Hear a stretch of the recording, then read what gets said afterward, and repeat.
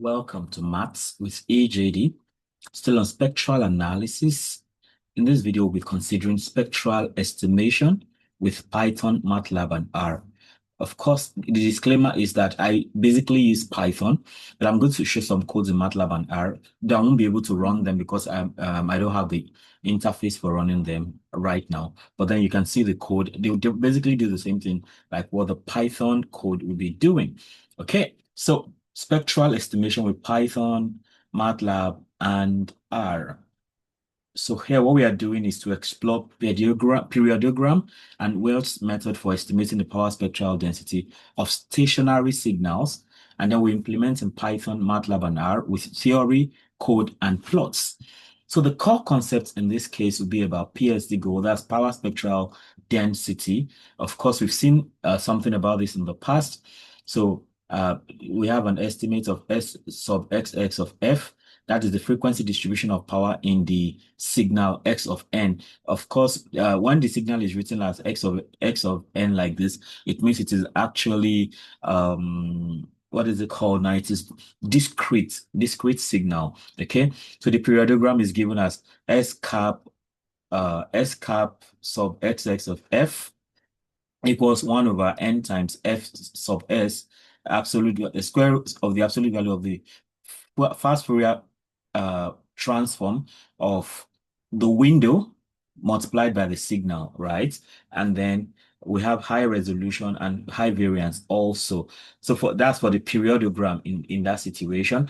And for Welch's method, because of course, high variance can be such a problem. So when we use the Welch's method, what we then have is we split the signal into segments. Okay, we split the signal into segments, and then we apply window and overlap. So, and then we compute periodograms and average those values, right? So in that case, that drives down the variance and increases the resolution. So we have a kind of trade-off there. So Welch's method makes things a bit better like that. So, and then we have the confidence interval approximation that if K is independent segments averaged, talking about Welch's method now. So you have nu, which is approximately 2 times K, and then nu times S cap being the periodogram, right? The power spectral density, right? All over chi squared of 0.975 by V, and that is less than or equal to S, which is less than or equal to V S cap all over chi squared of 0.025 by nu, like that. So that's for the Welch method. And then we can have a test signal. So imagine we have a test signal setup where the sampling rate is 1000 hertz. That's the sampling frequency, and then we have the duration to be 5 seconds. Then the number of samples that's automatically the sampling frequency multiplied by the duration, right? Like that. So in that case, we have 5,000 samples in that situation. Then if you have a signal model of x of t equals 0.7 sine 2 pi 50t plus 0.4 sine 2 pi 120t plus 0.5 y of t, where y of t in this case is the AR1 noise. As in the future, we'll be learning about this AR thing very well. And then, so we have y of n now equals AY of n minus 1 plus EN equals 0. Where A is 0.8, right? So we compare periodogram versus Welch across Python, Matlab, and R. So look at the Python implementation right here. So here now, of course, we have the sampling frequency of 1000, the period of 5, and the n is, putting the two together. And then we have a range of t from 0 to the number of samples taken. Of course, that now divided by sampling frequency, yeah. And then we go for the signal as given by the equation we saw up here, this 0.7 sine something. So we have it right at 0.7 sine pi sine 2 pi 50t. Of course, sine and pi has to come from numpy, and that's why we have to import numpy here. We have to import the numpy library. Of course, we need to plot, so we import matplotlib, and we get the signal component from scipy.signal, the Welch, the get window, and the trend, like that. Then we have RNG to be NP random default 0, and then E now, of course, we have all these other components now, AY, EN, That's what you have in this situation now. So you have the E, RNG dot normal into 0, 1, 1.0 up to N. Of course, the RNG is defined as np.random.default underscore RNG of 0, like that. So in this case, now we have A is 0.8, Y is zeros of N. That's the beginning point, right? So for so you now go for N in range 1, comma N. Then you have Yn equals A Y into N minus 1. A times Y into N minus 1 plus E of N. So you now have X to be X plus 0.5 Y. Then you detrend now. So X is detrend X, and it's the constant detrend. Then for the periodogram, you have the window. You need a window. So it gets window. We need Hanning window of the N samples. And then we have XF, which is NP dot Fourier fast Fourier transform dot RFFT. Then X multiplied by the window, N equals N. Then we have the periodogram PXX, and that is NP dot absolute value of, just like the formula we saw up there. And this is divided again by the sampling rate. And then we have frequency itself given by np.fft.rfft frequency, and D equals 1 over Fs, talking about the period in this situation. And for the Welch, we have the Welch frequency by the periodogram frequency, and then we have the Welch of X, Fs equals Fs. Window is Han, number per segment is 1024. You know, for Welch now, we need to we split up into overlapping windows like that. So no overlap is 512. So the plot then we plot now, we do the semilogy of the frequency periodogram against frequency. That's the regular one. So like that. And therefore we also do the semilogy for the Welch periodogram and the Welch frequency side by side. And then we do all the other labeling and everything. And then we just plot this. It's the first time, so it takes a bit of time. Okay. So when it's all done, we see the results jumping out at us. Yeah, so that's it. So we have the PSD estimates for Python now.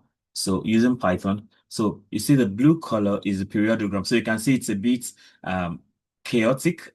It's more chaotic compared to the Welch, which has been got by averaging out periodograms. All right, with 50% overlap and 1024 samples, I believe.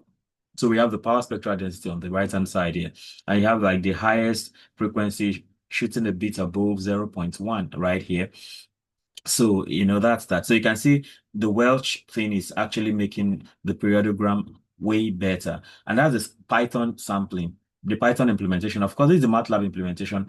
Well, this cannot run because I'm not in a Matlab environment. So, but if you're using Matlab, this is what you can work with. And for those who use R also, so I won't waste time with that because it's basically the same thing, except that there may be just little differences here and there to take care of the periodogram and Welch, right? Then here, we have the R implementation. So it's going to do basically the same job, right? So if you use R, you can use this code in that situation. So having done that, we can go for parameter mapping, right? Talking about parameter mapping now for across the three programming languages, if you like. Talking about Python, MATLAB, and R. R is talking about the base, and then we have Python. This is scipy in that situation, and MATLAB has all of this. So for sampling frequency, for Python, we have FS, MATLAB, we have FS. For R, we have scale. You have to scale manually. For periodogram, so for Python, you have periodogram or use FFT. That's fast Fourier transform. For MATLAB, you have a periodogram keyword too. And for R, you have spec.pgram. All right, talking about periodogram. And then for Welch now, for Python, you have something called Welch. For MATLAB, you have pwelch. For R, you have spec.pgram with spans or taper. Then for windowing, you can have Hanning or Blackman for Python. For MATLAB, you have Hanning and maybe others. Then for R, you have taper, cosine bell. And then for overlap, no overlap for Python, no overlap also. For no overlap, you know, like no overlap. For MATLAB, same thing. For R, we have smoothing via spans. And to detrend, you have a detrend keyword in Python, you have a detrend keyword in MATLAB. Same for R, detrend, you just set detrend to true. Then for scaling now, so for Python, you have scaling is density. And then for MATLAB, you have PSD default, that's power spectral density default. And for R, we have PSD like and convention differs. So talking about some practical notes now. All right. So For practical notes, you have the resolution. You have change in F is Fs over NFFT. And for variance, you have periodogram high. And then Welch averaging reduces that. So for periodogram, variance is high. That's what we mean. Welch averaging reduces that high variance. We don't want high variance as much as possible. So for windowing now, hand is safe for default, but Blackman for less leakage. Then for zero padding, we have finer frequency grid, not better resolution. For unit check, a sinusoid of amplitude A integrates to approximately A squared divided by 2. And for confidence intervals, use chi-squared with degree of freedom nu less than approximately 2 times k, right? And then we have stationary assumption. For non-stationarity, we use STFT wavelets. And we have, for one-sided picture, we can ensure consistency across tools. So I think further in this video, okay, I think in the subsequent video, we'll be talking about STFT. That's short time frequency transform or something like that, and wavelets too. Then we have helper functions, right? Of course, we know for that main function we've written, we can also have helper functions like we need a Python Welsh wrapper, for instance. We can define, so DEF defines, if you're not used to Python already and you are interested in learning Python, you want to check my playlist on Python. I think currently I have about 32 videos there. I think it's going to grow to like almost 40 by the time I'm done with that. So it takes you through the whole Python journey from the very scratch till the very end using Google Colab, right? So you define a function in Python, use DEF, right? So you see DEF, PSD underscore Welch, X, FS, number per segment 124, overlap is 50%, window is Hanning, then from scipy.signal you import Welch, and no overlap, you put all of this, so you integrate the number per segment times the overlap, then for F now. So of course that gives you 1024 times 0.5. That's the 512 we had in the previous case. So these are helper functions like we have. So you have the frequency, you have the periodogram, and then you go the Welch thing, all of this. And then this helps to return F by PXS, F and PXS. Of course, it's not going to give any result because we haven't told it to do so. After some time, subsequently, we're going to have that. This is for MATLAB, which won't work here, by the way. So if you're using MATLAB, you can just use this. This is for R. If you're using R, you can use this. All right. So those are helper functions to get those things done. All right. Okay. So we have what to use and when do we use what, right? So if you want a quick look, you can use periodogram with full length and Hanning windowing. And for robust reports, you can go for Welch, where you have 1024 samples with 50% overlap. Then for low leakage needs, you need longer segments. In that case, Blackman window works better than Hanning. So for advanced, you can go multi-taper Thompson or STFT for non-stationary signals, as we're going to see in subsequent videos. In summary, we have that, we have periodogram. We have that periodogram has high resolution, but it's noisy. So the noisiness is what makes this graph, for the periodogram, right? You see all the chaos, right? That's what we mean by noisiness. But when you use Welch, you see the noise reduces, right? So that's the idea of something being noisy like that. Okay, so for robust, okay, yeah, we are talking about summary, right? So Welch helps with variance reduction by averaging at the cost of resolution. So you're going to lose some resolution for sure, but then there's a kind of trade-off. So you have to settle for what works, how you can trade off between variance and resolution. So implementation, in Python, we use fast Fourier transform from numpy, and we can take Welch from scipy.signal, and for MATLAB we can use periodogram and pwelch, and for R we use spec.pgram, right? So, and then we have critical parameters. So like window, overlap, and segment length, these are critical parameters in this situation. For best practice, you detrend, you apply window, you check scaling, you confirm with sinusoid test. We've done something in this line before. So this brings us to the end of this very interesting video about spectral estimation with Python, MATLAB, and R. I was able to run the Python, but I couldn't work with the R with MATLAB and R because this is not the environment. I could have gone the extra mile of trying to make them work, but I just don't want to bother about the headache. So I choose Python. I use Python for almost everything I need to do. All right, so the video comes to an end. Let me know how helpful this is for you. And if there's something you'd like me to try out, feel very free to let me know.